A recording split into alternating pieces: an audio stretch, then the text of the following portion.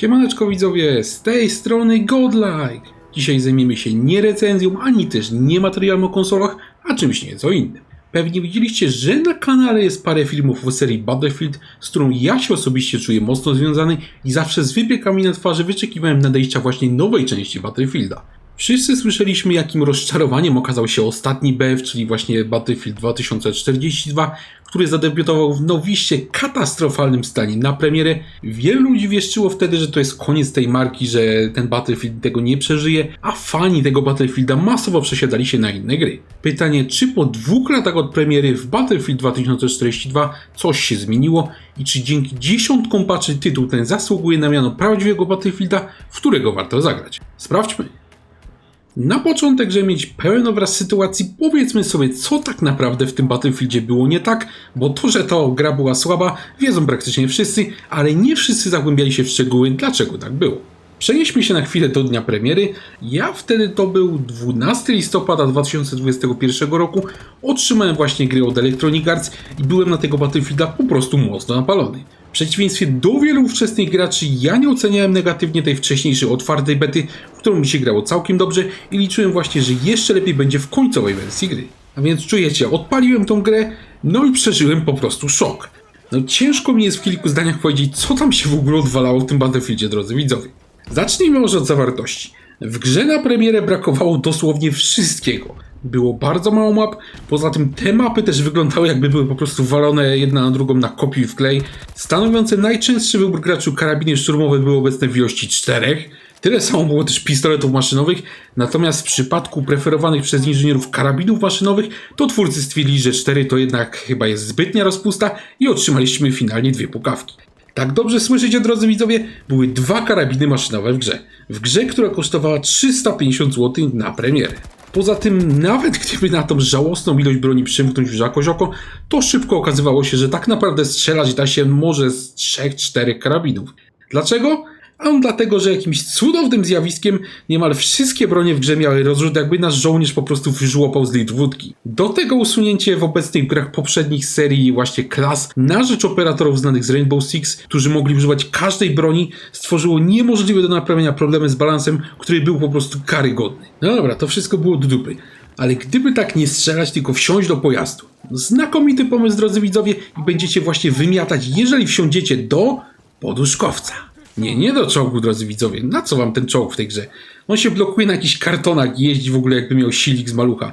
Wybór prawdziwych mężczyzn w tej grze to był właśnie poduszkowiec. Pewnie myślicie, że to z powodu opancerzenia jego broni? Nie. Bo broń na pojazdach w tej grze jest i w sumie była też żałośnie słaba i ledwo kogo można nie było zabić. Bierzecie ten poduszkowiec i po prostu wciskacie gaz na maksa i rozjeżdżacie piechotę na mapie. A wyrzutnie rakiet? No potrzeba około gdzieś tak 3-4 strzałów, żeby tego poduszkowca rozwalić, a te wyrzutnie są niekierowane, więc równie dobrze możecie po prostu wjeżdżać w enemy jak w dzik w paśni. Na deser jeszcze pokażę wam mapę, na której nie było wiadomo gdzie się stoi, bo o ile pieszo jeszcze był taki znacznik naszego gracza, no to w pojeździe identyfikacja, którą kropką na mapie jesteśmy, odbywała się poprzez poruszanie się w grze i obserwowanie, który znacznik na mapie zrobił to samo. Nie robię sobie jaj, naprawdę tak było. I ta gra, krótko mówiąc, zasysała niemal w każdym aspekcie, dzięki czemu otrzymała wtedy ode mnie ocenę w postaci bardzo mocnych 4/10 z całą masą minusów. Wtedy uważałem, że dla tej gry nie ma już ratunku i trzeba ją po prostu gdzieś zakopać w cholerę, ale przez te lata deweloperzy konsekwentnie nad tym tytułem pracowali, stąd warto sprawdzić, jak ten tytuł prezentuje się dzisiaj. By się nie zapętlić, rozbijemy go sobie na kilka składowych części, czyli zawartość, gunplay oraz balans, mechaniki gry, tryby gry, sterowanie oraz ilość graczy.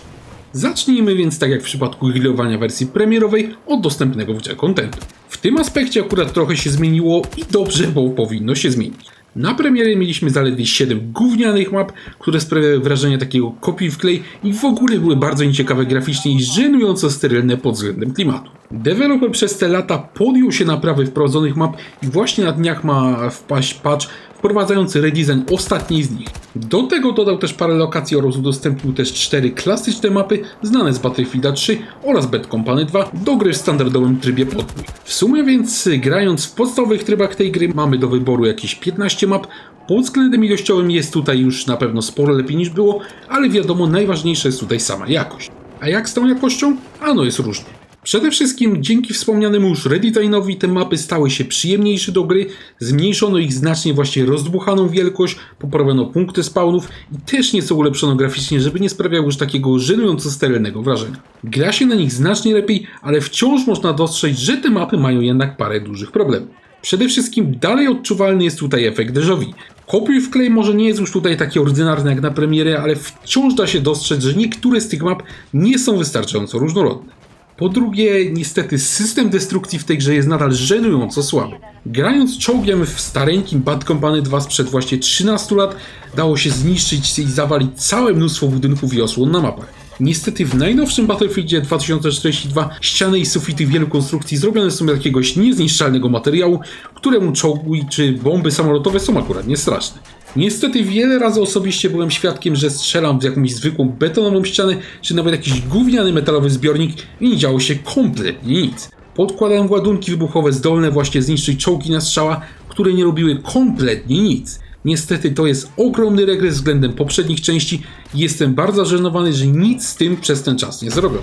Po trzecie, niestety wciąż zdarzają się mapy wprost źle zaprojektowane, gdzie jedna strona ma na przykład wyraźną przewagę nad drugą, a wygrana jest po prostu bardzo utrudniona. Weźmy na przykład taki punkt B1 na tej mapie. Dostać się do niego można z kilku stron. To jest z lewej strony właśnie zachodzący gracze od tyłu, można tu wejść także frontalnie z prawej albo od góry skacząc przez okna. Dzięki takiej konstrukcji obrońcy właśnie nie koncentrują się tylko w jednym punkcie, a jak jakiś gracz używa mózgu, może spróbować przekraść się właśnie tyłem, by ustawić tam karabin maszynowy i skosić większość obrońców z frontu. Tak zaprojektowany punkt właśnie daje mnóstwo możliwości, a jego atakowanie albo obrona daje także mnóstwo frajdy. I spójrzmy teraz na inny punkt na tej samej mapie. Do tego punktu są dwa wejścia, z czego niestety to tylnie jest słabo dostępne i w ogóle źle zrobione. Mamy więc tak naprawdę punkt z jednym wejściem, a wiecie co się wtedy dzieje. Robi się taka ogromna zadema na małej przestrzeni, a granaty latają dosłownie co 2 sekundy. Żeby zdobyć właśnie taki punkt, niestety trzeba się posłużyć brutalną siłą i bieganiem ile sił w nogach, żeby po prostu przepchać obrońców. Nie ma tutaj mowy o jakiejś żadnej większej taktyce czy jakichś możliwościach, po prostu idziemy do przodu jak takie mięso armatnie, a nasze powodzenie zależy w dużej mierze jedynie od naporu naszego teamu, aniżeli od naszych umiejętności. I to jest właśnie przykład spieprzonego designu mapy, niestety takie miejsca w Battlefieldzie 2042 wciąż się zdarzają. Czy więc te mapy są teraz lepsze? Tak, i to znacznie, ale wciąż daleko im jest do kultowych lokacji z Bad Company 2 czy Battlefielda 3. Dlaczego? Ano bo abstrahując już od wymienionych minusów, które ja wymieniłem przed chwilą, te mapy są jakieś takie kompletnie bez życia, bez takiego klimatu. Jak patrzę na taki Port Valdez z Bad Company 2, no to widać tam taki wojenny klimat, widać tam dziesiątki żołnierzy, którzy walczą w bitwach na takiej zmrożonej, fajnej ziemi, a patrząc na taką mapkę z najnowszego BF-a, to nie czuć tak naprawdę nic. Wygląda ona tak jakoś sztucznie, tak generycznie, tak gdyby dać zaprojektować mapę właśnie jakiejś sztucznej inteligencji. Graficznie ta mapa jest całkiem ładna, ale klimatu ona nie ma żadnego i to jest główny problem map w tej grze. Przejdźmy teraz do broni pojazdów. Poprzednio mieliśmy wprost żałosną ilość pukawek, a i samych pojazdów też było nie za wiele. Teraz jest już akurat znacznie lepiej, ale w przypadku samych broni akurat niekoniecznie dzięki dodatkowym pukawkom. Znalazło się co prawda parę nowości, ale prawdziwy zastrzyk karabinów otrzymaliśmy dzięki decyzji, żeby karabiny ze starszych części Battlefielda wrzucić do puli ogólnodostępnych karabinów. Dzięki temu właśnie oprócz paru karabinów szturmowych otrzymaliśmy dostęp do kilkunastu znanych i lubianych gnatów, tak jak na przykład AEK-971 czy też kultowe M16. Decyzja ta była w sumie kontrowersyjna i trochę też była takim pójściem na łatwiznę, natomiast z drugiej strony zapewniła też dużo dodatkowej przydatnej broni, także w tym aspekcie jest już znacznie lepiej. Ponadto twórcy przez cały ten czas dodali także parę całkiem ciekawych pojazdów, jak chociażby lekki samochód pancerny Panhard Krab, czy też posiadający potężny dział elektromagnetyczny MKV-90 Tor, idealnie nadający się do precyzyjnego wykańczania pojazdów i helikopterów z ogromnej odległości. W tym przypadku podoba mi się właśnie to, że te nowe pojazdy naprawdę różnią się od swoich podstawowych modeli i zapewniają inny styl rozgrywki. To nie są tylko takie zapchaj dziury, kopiuj wklej jak w przypadku właśnie tych podstawowych map, ale całkiem ciekawe dodatki, dzięki którym ten tytuł stał się ciekawym kąskiem dla fanów pojazdów pancernych. Przejdźmy teraz do gunplayu i balansu, które w premierowej wersji gry były po prostu karygodne. Karabiny często nie nadawały się praktycznie do niczego, a poduszkowce po prostu rozjeżdżały piechotę. Jak jest teraz? Na szczęście znacznie lepiej, chociaż nie idealnie. Zacznijmy od tego, że w końcu do gry wprowadzono, tak jak poprzednio w Battlefieldach, klasy postaci. Znowu mamy więc szturmowca, znowu mamy więc medyka, inżyniera oraz zwiadowcę. I dopiero w tych klasach postaci mamy tych operatorów i każdy z tych operatorów ma tam jakąś tam umiejętność specjalną. Poszczególne klasy mają też bonusy do konkretnych rodzajów broni, ale niestety nadal możemy ekwipować znaczną część właśnie broni na każdej klasie. W poprzednich częściach gry, w poprzednich Battlefieldach klasy miały swoje plusy i minusy w tym zakresie. Przykładowo, grając właśnie medykiem, mogliśmy leczyć siebie i drużynę, ale w zamian mogliśmy korzystać jedynie z pistoletów maszynowych nadających się tylko do walki na bliskie odległości. Tutaj niestety tak nie jest i można praktycznie stworzyć postać mającą na wyposażeniu apteczki, mającą na wyposażeniu paczki z amunicją i dzierżącą przy tym karabin snajperski, czyli praktycznie takiego samowystarczającego killera. A tak oczywiście nie powinno być. Nie mierzymy się tutaj z żadnymi jakimiś trudnymi wyborami właśnie jak w poprzednich grach z tej serii, tylko tworzymy Terminatora, co oczywiście jest zaprzeczeniem samych klas żołnierzy. Dobrze chociaż, że wyrzutnie rakiet są dostępne teraz wyłącznie dla inżyniera, dzięki czemu można było mu dać do dyspozycji nieco właśnie lepszy sprzęt przeciwko pojazdom, ale to jest moim zdaniem trochę mało, jednak ten stary system z ekskluzywnym dostępem danej klasy do broni był po prostu lepszy. Druga sprawa to jest umiejętności operatorów. Większość z nich jest w porządku, natomiast wciąż zdarzają się takie naprawdę kiepskie, jak i też w drugą stronę okrutnie przegięte, jak na przykład wciąż obecna w grze tarcza balistyczna, która potrafi przyjąć trafienie z wyrzutni rakiet, no i z tym się powinno coś zrobić. Na szczęście pomimo tych mankamentów znacznie lepiej jest teraz też w kwestii broni i samego gunplayu. Poprzednio strzelało się praktycznie jedynie 3-4 gunami w grze. Teraz widziałem, jak ludzie używają całej gamy broni i wiele z tych gnatów jest po prostu użyteczne. Począwszy od szybko strzelającego podstawowego pistoletu maszynowego PBX-45, przez nadający się praktycznie do wszystkiego niezawodny AK-24, aż po karabin maszynowy PKP-BP, który się idealnie nadaje do bronienia punktów w pozycji leżącej. Bronie nie mają też już takiego idiotycznego rozrzutu i strzelać możemy też już w końcu na średniej i dalekiej odległości, bez uczucia, że to po prostu nic nie daje. Strzela się lepiej, strzela się na pewno fajniej i wiele broni oferuje różny styl rozrywki i to niewątpliwie jest na plus. Lepiej ma się także balans pojazdów. Pamiętacie, jak wcześniej wspominałem o rozjeżdżaniu piechoty poduszkowcami? No teraz to się zdarza już całkiem rzadko, bo dzięki decyzji, żeby wyrzutnie rakiet ponownie dać jedynie inżynierowi, tak jak właśnie być powinno od początku, można było wprowadzić znacznie bardziej śmiercionośne modele jak RPG-7W2 czy też kierowany Javelin. Nie zmienia to faktu, że niektóre bronie na pojazdach znerfiono po prostu zbyt mocno. Na przykład strzelając z takiego minigana zamontowanego na helikopterze transportowym, no to trzeba cudu, żeby zabić więcej niż jedną osobę i to przy naprawdę powolnym przelocie. Ten sam helikopter na premierę był dużo za mocny, teraz jest dużo za słaby i twórcom niestety nie udało się tutaj znaleźć złotego środka, co trochę boli. Pomimo, że parę takich mankamentów wciąż w tej grze się znajduje, to ogólnie rzecz biorąc, balans pojazdów stoi na całkiem niezłym poziomie i w końcu jest tak, jak powinno być od samego początku. Niestety w jednym aspekcie Battlefield 2042 był i dalej jest znacznie w tyle za starszymi częściami, a są to same mechaniki. Całkiem udana jedynka i też znienawidzona przez katastrofalną w topę marketingową piątka zdążyła wprowadzić kilka bardzo dobrych zmian i dodatków, których w najnowszej części gry niestety próżno nam szukać. W piątce na przykład przy reanimacji poległego żołnierza byliśmy świadkami takiej całkiem długiej animacji, która wystawiała nas na wrogi ostrzał, co zachęcało też do rzucania granatów dymnych, żeby tego naszego poległego żołnierza bezpiecznie podnieść. W 2042 po prostu bierzemy defibrylator i strzelamy nim w powietrze, niczym w stareńkim Battlefieldzie 3, a ten nasz poległy wojak jakoś magicznie nagle wstaje. W jedynce przy wsiadaniu do pojazdów trzeba było poświęcić chwilę na taką animację wsiadania, która też wystawiała nas na ostrzał przeciwników i w ten sposób stanowiła też ochronę przed pospiesznym opuszczaniem pojazdu, gdy groziło nam widmo jego destrukcji. Niestety w 2042 przy próbie wysiadania z pojazdu po prostu teleportujemy się na zewnątrz, tak jak w kilkudziesięcioletnim Battlefieldzie 1942. I to nie są jedyne braki. Brakuje też na przykład możliwości budowy okopów, które były w piątce. Ona zapewniała takie genialne taktyczne możliwości umocnienia punktów. Tutaj te mapy nie dość, że są pozbawione tego feature'a, to są też mało interaktywne, a destrukcja budynków woła po prostu o pomstę do nieba. Pozostaje pytanie, dlaczego twórcy po prostu nie wzięli tych wszystkich bajerów z piątki i jedynki i po prostu wrzucili je do najnowszej części. Przecież wszystko w tym aspekcie mieli praktycznie gotowe i wystarczyło zrobić tylko takie ordynarne kopie i wklej. Nie wiem, drodzy widzowie, nie wiem, choć się domyślam. Domyślam się, że może kierownictwo projektu chciało w ten sposób odciąć się od właśnie będącej marketingową wtopą piątki i wszystkie te feature'y porzuciło, żeby nowej gry z piątką w ogóle nie kojarzyć. Niestety był to krok jednak naprawdę głupi, bo Battlefield 5 pod względem gameplayu był naprawdę bardzo solidny i czerpanie z niego rozwiązań gameplayowych było jak najbardziej wskazane. Bez tych rozwiązań cofnęliśmy się tak naprawdę do Battlefielda 3, czyli kilkanaście lat wstecz, a to już fajne nie jest. Teraz powiedzmy sobie co nieco o dostępnych w grze trybach i w ogóle o liczbie graczy. Pewnie pamiętacie, jak twórcy jeszcze przed premierą chwalili się obecnością trybów 128-osobowych, gdzie dwie drużyny po 64 osoby ścierały się ze sobą na ogromnych mapach. Ja testowałem ten tryb podczas premiery i okazało się, że to jest po prostu gówno. Przez niego te wszystkie mapy były puste, one były nudne, a do tego dochodziły jeszcze czynniki psychologiczne graczy i finalnie tak naprawdę biorąc udział w tej wielkiej bitwie, zamiast takich wielu mniejszych potyczek na każdym centymetrze mapy, mieliśmy takie dwie poruszające się ogromne fale po 64 osoby, które ze sobą w ogóle nie walczyły, tylko kolejno sobie przejmowały punkty na mapie. To było nudne, to było gówniane i było po prostu do dupy.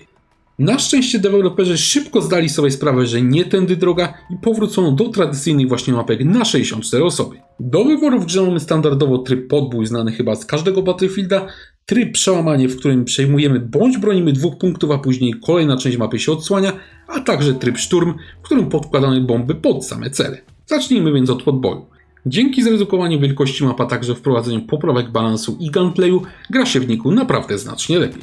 Nie biega się już kilometrami, nie dopykając żadnego przeciwnika, a walka na punktach jest też dużo bardziej dynamiczna. Do tego dochodzą też lepiej zbalansowane pojazdy, które zapewniają właśnie jeszcze większą dynamikę i pozwalają szybko odbijać punkty. Tutaj w tym aspekcie jest naprawdę nieźle. Przełamanie natomiast również też jest całkiem niezłe, choć wspomniany już właśnie niepoprawny projekt niektórych punktów, które faworyzują jedną stronę, potrafi dać w kość. Pomimo to jednak mapy są całkiem odpowiedniej wielkości i są też całkiem różnorodne, choć na pewno nie nazwałbym ich przy tym klimatycznymi. Ostatni tryb natomiast to jest tryb szturm, który cierpiał na duże problemy już od samego początku. Niestety muszę potwierdzić, że dalej na nie cierpi. Zacznijmy od tego, że tryb ten skupia się praktycznie tylko na walkach piechoty, ale oferuje przy tym średniej wielkości mapy, które do tych walk piechoty po prostu się w ogóle nie nadają. Przy absencji pojazdów czasem dostanie się z jednego punktu A do B robi się po prostu nudne, bo biega się bez celu całymi kilometrami przez taką wielką mapę i przywołuje to wspomnienia właśnie z tego gównianego trybu 128 osób na premierę gry, którego to przypominać akurat bym sobie nie chciał. Do tego wygląda na to, że deweloper też o tym trybie trochę zapomniał i traktuje go tak trochę po macoszemu, zlewając go w kolejnych aktualizacjach. Niestety finalnie efekt jest taki, że tak naprawdę niewiele osób w ten tryb gra i wielokrotnie miałem problemy, żeby znaleźć pełny serwer, gdzie ten tryb mógłbym w ogóle przetestować. W sumie to ja się tym graczom nie dziwię, bo ten tryb w Battlefield 2042, ten tryb szturm, bo on po prostu zsie, a szkoda, bo w takim Bad Company 2 ten tryb szturm był wprost genialny. A skoro już o Bad Company 2 wspomniałem, Battlefield 2042 oprócz tych właśnie trzech podstawowych trybów oferuje także tak zwany portal, który pozwala na samodzielne tworzenie rozgrywek oraz modyfikowanie ich zasad. Możliwości w tym przypadku są naprawdę spore i twórcy serwerów mogą na przykład modyfikować wartości HP, tworząc takie specjalne tryby zombie, czy też wyłączyć bullet dropa, ale akurat nie to w portalu jest najważniejsze, a raczej było. Portal pozwalał bowiem na zakładanie serwerów zgodnych ze starszymi częściami serii, jak Battlefield 1942 albo Bad Company 2 właśnie.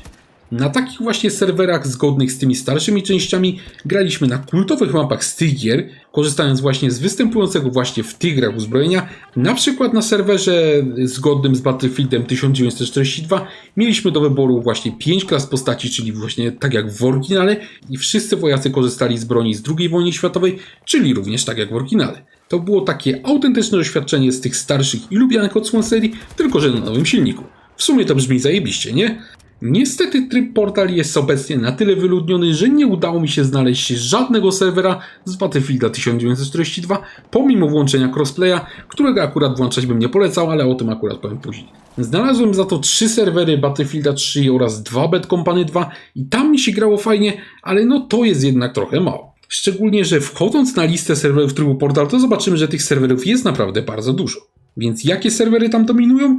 No niestety będące plagą już od premiery, serwery pozwalające na łatwe farmienie doświadczenia czy też samych killi. Praktycznie 75% serwerów na tej liście to właśnie jakieś różnego rodzaju farmy expa i skupiają one znaczną większość graczy, których niestety i tak jest niewiele. Nie wiem dlaczego Electronic Arts z tym w ogóle nie walczy i takich serwerów nie zamyka, ale skutek jest taki, że portal jest obecnie na granicy wymarcia, A szkoda, bo od początku ten tryb miał właśnie bardzo duży potencjał i pod względem pomysłu był po prostu strzałem w dziesiątkę. Szkoda, że za tym pomysłem nie poszło odpowiednie wykonanie i teraz zostały tylko z niego straszące wszystkich farmy expa. Na koniec chciałbym wspomnieć, że Battlefield niby oferuje jeszcze tam jakiś tryb Battle Royale zwany Hazard Zone, jednak sam producent olał głosikiem tak szczodrym, że nie dostał nawet żadnych aktualizacji od bardzo dawna, to też w ogóle go tutaj pomija. Przejdźmy teraz do samego sterowania. Na premierę na padzie było ono po prostu koszmarne, abstrahując już od braku autocelowania, które to bugowało się dosłownie co chwilę, były problemy nawet z rejestrowaniem przycisków, a na deser pozostawało jeszcze katastrofalnie złe sterowanie pojazdami, przez które jeżdżenie samochodem czy czołgiem to było po prostu okrutna męka. Jak jest teraz? Wolę prosto z mostu. Jest lepiej, ale dalej auto-aim niestety nie działa czasem poprawnie. Do tego standardowe ustawienia sterowania są po prostu kiepskie i trzeba znacznie obniżyć czułość celowania przez przyrządy na samym starcie, bo inaczej przy każdej próbie celowania będziemy się czuli jak staruszki z Parkinsonem. Gdy już się z tym uporamy, no to będzie nam się grało całkiem w porządku, chociaż na pewno nie jest to poziom sterowania z Call of Duty, który to akurat to sterowanie ma obcykane na 100%, to i tak jest w tym przypadku nieźle. Sterowanie pojazdami też w dużej mierze zostało poprawione i są one na ogół teraz znacznie bardziej responsywne, przy czym niestety dalej nie da się wyłączyć sterowania względnego w czołgu, pomimo zaznaczenia stosownego ptaszka w opcjach. Nie wiem, czy to jest bug, czy tak niby miało być, ale to po prostu nie działa i mam przez to ogromne problemy chociażby z cofaniem się czołgiem. Niestety z tym całym sterowaniem jest też jeden większy problem. Gra ma domyślnie włączoną obsługę crossplaya, czyli możemy grać nie tylko z graczami z Xbox, ale niestety możemy też grać z ludźmi na PC, którzy korzystają z myszek. Żeby konkurować z myszkami, no to trzeba mieć bardzo dobry system sterowania, na przykład taki jak właśnie w Call of Duty, gdzie spokojnie można grać padem na oficjalnie obsługiwane w tej grze myszy. Tutaj system sterowania jest niezły, ale niestety niezły to jest znacznie za mało, żeby grało się przyjemnie jak na myszce właśnie i grając z włączonym crossplayem niestety będziemy często masakrowani, nie mogąc dobrze wycelować. Najgłupsze w tym wszystkim jest to, że twórcy pomimo wielokrotnych próśb o dodanie obsługi myszy właśnie do gry na konsoli konsekwentnie odmawiają, tłumacząc to troską o balans rozgrywki. I pomimo to właśnie ci sami twórcy domyślnie włączają crossplay, więc jeżeli nic nie zmienimy w opcjach, to na takie myszki trafimy właśnie grając z ludźmi na PC, co jest po prostu idiotyczne. No puknijcie się w łeb, panowie deweloperzy, bo prezentujecie tutaj kompletny brak logiki. Konkurencyjne Call of Duty kwestie sterowania i właśnie różnych urządzeń jak myszy czy pady załatwiło już dawno temu od ręki, a tutaj latami są problemy z wydawałoby się podstawowymi rzeczami w przypadku gier online. Jeżeli natomiast chodzi o ilość graczy na serwerach, no to tych niestety jest niewielu i to szybko możemy zauważyć właśnie grając w Battlefielda. Problemu z wyszukaniem jakiegoś serwera w podstawowych trybach przy wyłączonym crossplayu co prawda nie ma, ale jeżeli będziemy chcieli taki serwer zmienić, bo na przykład tam nie podoba nam się mapa, to już się może okazać, że do wyboru są tylko 2 lub 3, a to jest jednak troszeczkę mało. Najgorzej sytuacja wygląda we wspomnianym już trybie Portal, który bez crossplayu jest w ogóle całkiem martwy, a z włączoną opcją i tak jest niewiele lepiej. Żeby to potwierdzić, niestety daleko nie trzeba szukać, bo wystarczy spojrzeć na statystyki graczy na Steam. Obecnie w Battlefieldzie 2042 bawi się mniej osób niż w pospiesznie porzuconego Battlefielda 5, który to przypominamy okazał się wtopą, czy też nawet mało ciekawego historycznie Battlefielda 1, co jest wynikiem no delikatnie mówiąc niespecjalnym. Pomimo to, jeżeli interesują Was podstawowe tryby gry, no to rozgrywki da się prowadzić nawet poza godzinami szczytu i to z wyłączonym crossplayem, co powinno zadowolić większość graczy. Teraz, skoro wiemy już wszystko, to możemy odpowiedzieć sobie na pytanie, czy warto zagrać w Battlefield 2042 w 2023 roku. Odpowiedź brzmi tak. Battlefield 2042 po tych wszystkich patchach jest grą znacznie lepszą i choć nigdy w kwestii grywalności nie dorówna takiemu Battlefieldowi 5 czy też kultowemu Bad Company 2, to w obecnym stanie w 2023 roku można w nim się bawić naprawdę dobrze. Dzięki całej masie patchy, właśnie poprawkom balansu oraz powrotowi do systemu klas, tytuł ten wydaje się całkiem ciekawą propozycją nie tylko dla fanów samego BF-a, ale i dla nowych graczy, którzy szukają czegoś bardziej taktycznego niż wspomniane już Call of Duty. Battlefield 2042 może być też ciekawy z tego powodu, że pomimo swoich bolączek na rynku dalej nie ma żadnej konkurencji. Pomimo upływu lat żaden tytuł, nawet taki drugowojenny Hell Let Loose, czy też ciekawe zapowiadający się polski World War III, nigdy nie stanowił produktu równorzędnego do Battlefielda właśnie. Z braku laku właśnie gracze szukający takiej gry mogą się tym BF-em teraz zainteresować, a szybko może okazać się, że zostaną z nim na dłużej, bo będą się w nim bawić całkiem nieźle.